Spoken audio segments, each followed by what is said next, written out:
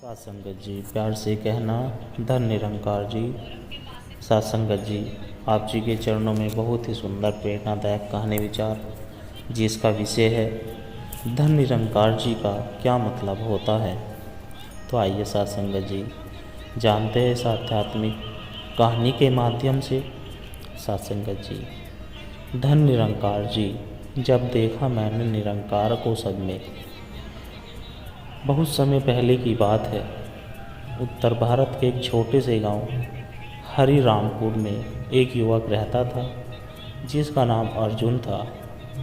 वह स्वभाव से सीधा लेकिन मन में प्रश्नों से भरा हुआ था। उसका परिवार धार्मिक था, सत्संग जाता था, सेवा करता था और हर बार एक ही शब्द दोहराता, धन निरंकार जी। अर्जुन को यह बात समझ नहीं आती। वह अक्सर सोचता, यह धन निरंकार जी क्या है, हम हर बार इसे क्यों बोलते हैं। एक दिन अर्जुन ने अपनी माँ से पूछ लिया, माँ, ये धन निरंकार जी क्यों कहते हैं सब, इसका मतलब क्या है। माँ मुस्कुराई और बोली, बेटा, जब तुझे जीवन में असली ज्ञान मिलेगा तब खुद ही समझ जाए। अर्जुन को जवाब अधूरा लगा। उसी दिन उसने तय किया कि वह इस धन निरंकार जी के रहस्य को जाने बिना नहीं मानेगा। अर्जुन गांव-गांव भटकने लगा। योगी, साधु, पंडित सबसे पूछा। हर कोई अपने अपने ढंग से समझाता। कोई कहता निरंकार मतलब परमात्मा जो निरंकार है। कोई कहता ये सब एक अभिवादन है। पर अर्जुन का मन संतुष्ट नहीं हुआ। तभी एक दिन उसे एक संत की खबर मिली जिनका नाम आत्मबोध संत जी था, जो हिमालय के पास एक शांत आश्रम में रहते थे। कहा जाता था कि वे हर सवाल का उत्तर प्रेम से देते हैं। अर्जुन वहां पहुंचा और गुरु जी के चरणों में बैठ गया। गुरुदेव, मैं जानना चाहता हूँ धन निरंकार जी का असली मतलब क्या है। गुरु मुस्कुराए और बोले, पुत्र, इसका उत्तर पाने के लिए तुझे समझना नहीं, जीना होगा। गुरुजी ने अर्जुन को आश्रम में रखा, उसे सेवा दी, रसोई में काम, बागवानी, रोगियों की देखभाल, सत्संग की व्यवस्था। इस बार अब अर्जुन गुरुजी को प्रणाम करता। वे कहते, धन निरंकार जी। धीरे धीरे वह इस शब्द से जुड़ने लगा, पर अर्थ अभी भी अधूरा था।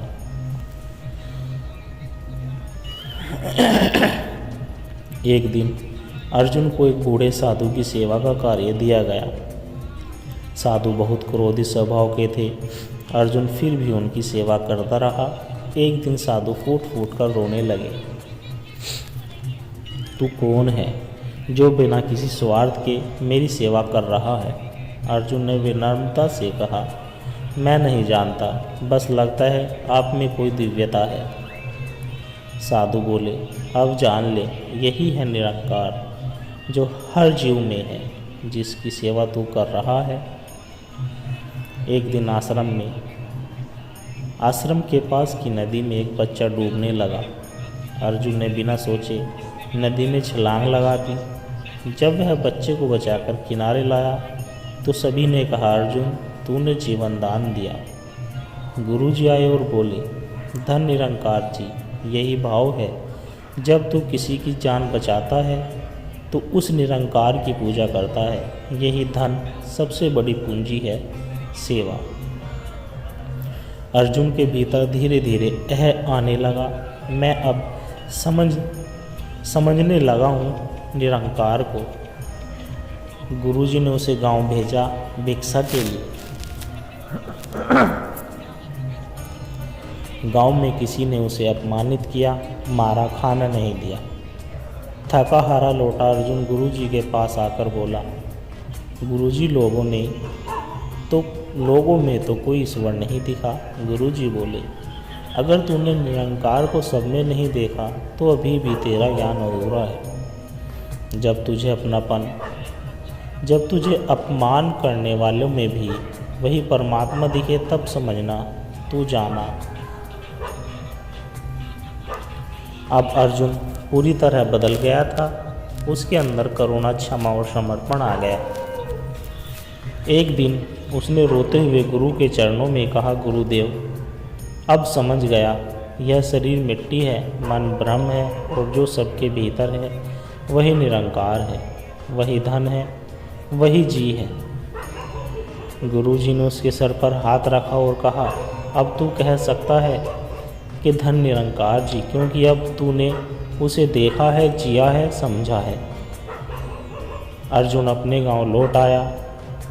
अब जब कोई उसे प्रणाम करता तो वह कहता कि धन निरंकार जी, और साथ ही विनम्रता से समझाता, इसका अर्थ है मैं उस निरंकार परमात्मा को नमन करता हूँ जो तुझ में है, मुझ में है, हर एक में है। यही है सबसे बड़ी पूंजी, साक्षात्कार। सत्संगत जी, धन का अर्थ केवल पैसा नहीं बल्कि आत्मज्ञान, सेवा और समर्पण है। निरंकार वह शक्ति है जो बिना रूप के सब में समाई हुई है। जी का प्रयोग आदर के लिए होता है उस निरंकार को जो हर जीव में है।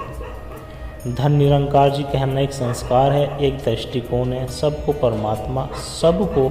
परमात्मा के रूप में देखना। सत्संगत जी, मैं क्यों कहूँ धन निरंकार जी। दिल्ली के एक बड़े कारपोरेटर ऑफिस में काम करने वाले युवक का नाम विवेक शर्मा था। विवेक शर्मा ने MBA किया था। अच्छी नौकरी थी, पैसा था, शोहरत थी, पर मन अशांत था।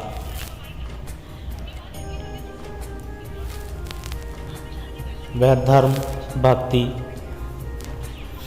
सत्संग को टाइम वेस्ट समझता था। उसका दोस्त राघव एक आध्यात्मिक पथिक था। हर बात की शुरुआत धन निरंकार जी कहकर करता था। विवेक उससे चिढ़ता, क्यों हर बात पर यही डायलॉग मारता है, इससे क्या बदलता है।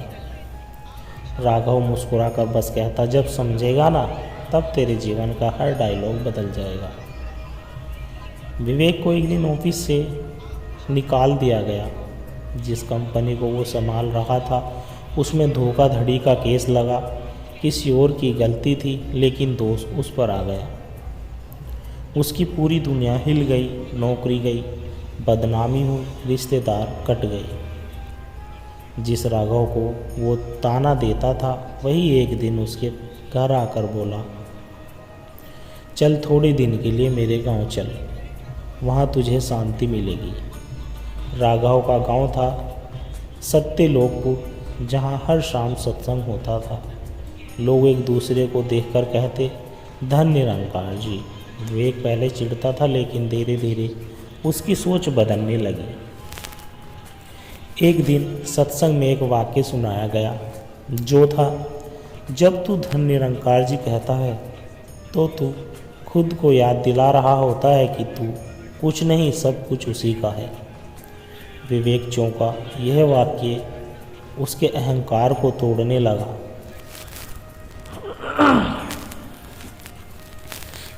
विवेक खेत पर एक बुजुर्ग किसान से मिला। किसान ने कहा, हर बीज बोता हूँ पर फल कब और कैसे आएगा ये मेरे हाथ में नहीं। उसी पर भरोसा रखता हूँ, इसलिए कहता हूँ धन निरंकार जी। विवेक ने सोचा, मैंने कभी कर्म किया पर परिणाम पर गुस्सा किया, शायद मुझे भी स्वीकार कर लेना चाहिए। एक विधवा महिला जो गांव में अकेली रहती थी, हर रोज एक रोटी बाहर रख देती थी। विवेक ने पूछा, तुम्हें क्या फ़र्क पड़ता है कोई खाए न खाए। वह बोली, जिस दिन देना छोड़ दूंगी उस दिन मेरी आत्मा सूख जाएगी। देने से बड़ा कुछ नहीं, यही है धन। एक बच्चा अपने टैटू खिलौने को लेकर मंदिर में बैठा था और कह रहा था, धन निरंकार जी, आप ठीक कर दोगे ना। विवेक मुस्कुराया लेकिन फिर सोचा, मैं जब टूट गया था तो किसके पास गया था, किसी ईश्वर की याद नहीं आई। शायद यह बच्चा मुझसे ज़्यादा समझदार है। अब विवेक ने खुद भी सुबह उठकर धन निरंकार जी कहना शुरू किया। वो अपने भीतर शांति महसूस करने लगा। उसे एहसास हुआ कि जिंदगी में जो भी मिला अस्थायी था, लेकिन जो भीतर की शांति थी वो निरंकार से जुड़कर मिली। अब उसने नई शुरुआत की, नौकरी छोड़कर एक सेवा आश्रम खोला जिसका नाम रखा निरंकार सेवा सदन। कई साल बाद उसी कंपनी से उसे फिर से नौकरी का प्रस्ताव मिला। इस बार उन्होंने कहा, आपका नाम क्लियर हुआ है, अब हम चाहते हैं कि आप वापस आइए। विवेक मुस्कुराया और बोला, मैं अब किसी संस्था के लिए नहीं, इंसानियत के लिए काम करता हूँ। वो सब अब उसके जीव का नारा बन गया था। अब विवेक हर किसी से मिलता जुलता और कहता था, निरंकार जी। क्योंकि अब उसे समझ आ चुका था, हर अनुभव, हर रिश्ता, हर स्थिति में वही निरंकार था। जो भी दिया वो धन था, अनुभव, शिक्षा, पीड़ा या प्रेम। और जब सब में उसी को देखा तब जीवन में आदर आ गया। धन निरंकार जी एक शब्द नहीं, एक जीवन शैली है। इसका अर्थ है, मैं आभारी हूँ उस निरंकार शक्ति का जो हर पल मेरे साथ है, चाहे सुख हो चाहे दुख हो। यह शब्द हमें अहंकार से विनम्रता, क्रोध से करुणा और भीतर की बेचैनी में आत्म शांति की ओर ले जाता है। सत्संगत जी, जब आत्मा बोली, धन निरंकार जी। प्राचीन भारत के एक शांत तपोभूमि में एक ऋषि रहते थे जिनका नाम महातपस्वी वशिष्ठानंद जी था। उनके पास एक जिज्ञासु शिष्य था जिसका नाम था कुमार। कुमार बचपन से ही वैराग्य से भरा हुआ था, पर उसके मन में एक सवाल बार बार आता, गुरुदेव, यह धन निरंकार जी क्यों बोला जाता है? इसका अर्थ क्या है? क्या यह सिर्फ एक अभिवादन है? गुरुदेव मुस्कुराए और कहा, यह सिर्फ शब्द नहीं, आत्मा का स्वर है। और इसका उत्तर शब्दों में नहीं, अनुभव में छिपा है। कुमार ने संकल्प लिया, मैं सत्य को अनुभव करूंगा। गुरुजी ने उसे तपस्या के लिए एकांत वन में भेजा। कुमार ने वहाँ साधना शुरू की, मौन, अर्थ, ध्यान, सेवा। 3 दिन बीते, महीने बीते, शरीर कमज़ोर हो गया पर मन प्रबल होता गया। एक दिन ध्यान में कुमार को एक दिव्य आवाज़ सुनाई दी, जो थी कि तू जो खोज रहा है वह तेरे अंदर ही है, पर तेरी दृष्टि बाहर भटक रही है। वह चौंक गया, कौन है? ये शब्द किसके हैं? अगली रात गहरी साधना में कुमार को एक दिव्य ज्योति दिखाई दी और उसी से निकलकर एक आवाज़ आई, जो आवाज़ कुछ इस प्रकार थी कि मैं तेरी आत्मा हूँ, मैं वही हूँ जो जन्मों जन्मों से तेरे साथ है। तूने दुनिया देखी, रिश्ते देखे, तब किया, पर मुझे न पहचाना। कुमार भाव विभोर हो गया, हे आत्मा, क्या तू ही निरंकार है? आत्मा बोली, मैं अंश हूँ उस निरंकार का जो बिना रूप है लेकिन सब रूपों में है। तू जब किसी को नमस्कार करता है और कहता है कि धन निरंकार जी, तो असल में तू मेरी उस परम चेतना की वंदना कर रहा होता है जो सब में है। आत्मा कुमार को 3 दृश्य दिखाती है। नंबर 1, अहंकारी राजा। एक राजा अपने वैभव में चोर था, भगवान को मानता था पर प्रजा को तुच्छ समझता था। राज्य में अकाल पड़ा, जब सब भूखे मरने लगे। राजा बोला, प्रभु तू कहाँ है? तभी एक संत ने कहा, जिस प्रजा को तूने अनदेखा किया वही प्रभु था। तूने धन को सोना समझा, पर सच्चा धन करुणा और सेवा तो तुझ में था ही नहीं। नंबर 2, अंधा साधक। एक अंधा व्यक्ति प्रतिदिन मंदिर आता, घंटों बैठता और बस कहता, धन निरंकार जी, मैं तुझे नहीं देख सकता पर महसूस कर सकता हूँ। आत्मा बोली, जिसे देखने के लिए नेत्र चाहिए वह देह है, पर जिसे महसूस करने के लिए मौन और समर्पण चाहिए वही निरंकार है। नंबर 3, अंतिम दृश्य, माँ और पुत्र। एक बीमार माँ थी, पुत्र दूर विदेश में। माँ रोज पूजा कर कर कहती, धन निरंकार जी, तू मेरा पुत्र भी है, मेरा पालनहार भी। कुमार की आंखें भर आई। हर भाव, हर प्रेम, हर करुणा अगर उसी को समर्पित हो जाए तो क्या वही निरंकार नहीं है? कुमार समाधि में चला गया। उसे अनुभव हुआ उसकी सांसें थी उसी की थी, उसकी सांसें भी उसी की थी, विचार भी उसी के थे और चेतना भी उसी की थी। जब वह लौटा तो गुरुजी ने पूछा, कुमार अब बता, धन निरंकार जी क्या है, इसका क्या मतलब है? कुमार झुक गया। आंखों से अश्रुधारा बह रही थी। गुरुदेव अब समझ गया, यह नमस्कार नहीं, यह साक्षात्कार है। जब आत्मा निरंकार को पहचानती है तब वही स्वर फूटता है, धन निरंकार जी। गुरुजी बोले, जब तू किसी को धन निरंकार जी कहता है, तू कहता है मैं तुझ में बसे परमात्मा को प्रणाम करता हूँ। मैं जानता हूँ तू शरीर नहीं आत्मा है और मैं मानता हूँ कि जो कुछ भी है वह उसी का है। धन मतलब सबसे बड़ा खजाना, ईश्वर का ज्ञान। निरंकार मतलब जो अदृश्य, अव्यक्त, सर्वव्यापक है। जी का अर्थ आदर से स्वीकार करना कि तू भी उसी का अंश है। सत्संगत जी, यह वाक्य आत्मा की पहचान है, परमात्मा की उपस्थिति का उत्सव है।